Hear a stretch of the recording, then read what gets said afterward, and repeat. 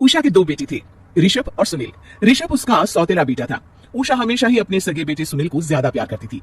सुनील की शादी हो चुकी थी और ऋषभ की शादी भी निशा नाम की लड़की से हो जाती है। उषा सुनील की पत्नी कीर्ति को ज्यादा प्यार करती थी। एक दिन वो अपनी बहू कीर्ति के लिए साड़ी ले आती है।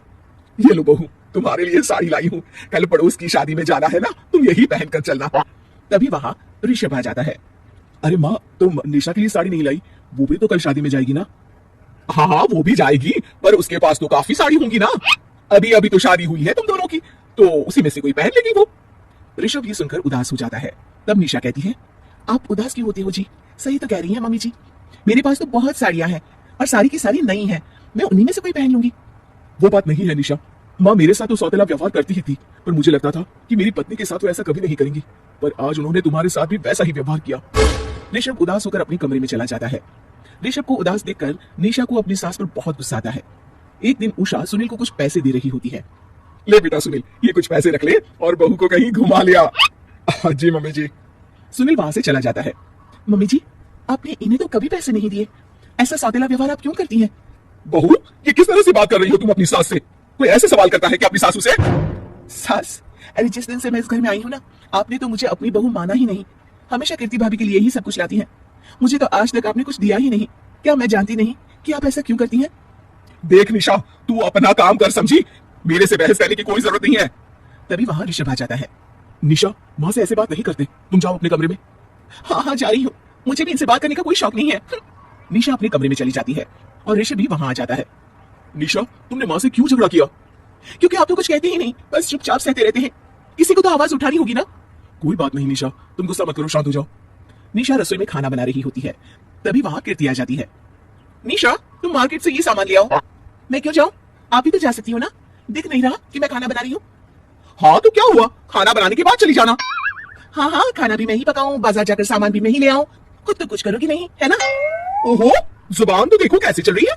सुनो, तुम अभी आई हो इस घर में, तमीज में रहो, वरना सासू माँ से कहकर मायके भिजवा दूंगी तुम्हें। हाँ।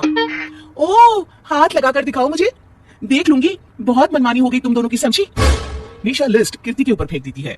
कीर्ति निशा को मारने आती है तो निशा उसका हाथ मोड़ देती है। मर गई रे, छोड़ मेरा हाथ। आज के बाद मुझसे कोई बदतमीजी की तो अच्छा नहीं होगा। कीर्ति रोते हुए अपने कमरे में चली जाती है। उस निशा चुड़ैल ने मेरा हाथ मोड़ दिया, मुझे नहीं रहना इस घर में। अरे कैसी बेकार की बातें कर रही हो?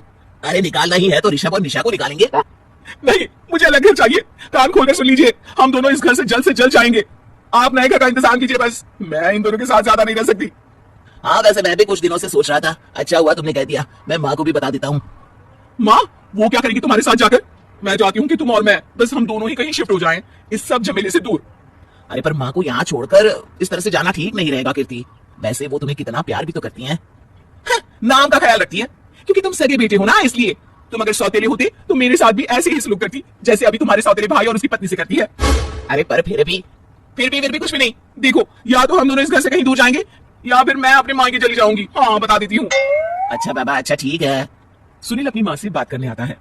माँ, मैं सोच रहा हूँ कि कीर्ति के साथ अलग घर में शिफ्ट हो जाऊं। अरे वाह बेटा, ये तो बहुत अच्छा सोचा है तुमने। कब शिफ्ट होना है हमें? मैं भी पैकिंग कर लेती हूँ। अब नहीं माँ, मैं और कीर्ति ही जाएंगे बस, आप तो यहीं रहो, ये पुश्तैनी घर भी है ना आपका।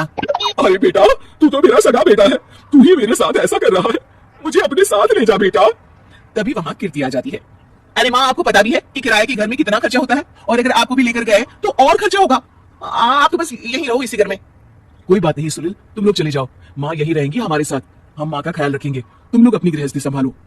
निशा को ये देखकर बहुत खुशी होती है। वो मन ही मन सोचती है, अब आया ना ऊंट पहाड़ के नीचे, अब मम्मी जी को पता चलेगा बड़ा सगा और सौतेला करती रहती थी। सगा बेटा तो जा रहा है छोड़कर, अब आएगी इन्हें अकल, और नहीं आई तो मैं अल्लाह कर रहूंगी। निशा अपनी सास को कैसे अपने सौतेले बेटे से मिलाएगी, जानने के लिए देखिए सौतेली माँ पार्ट 2।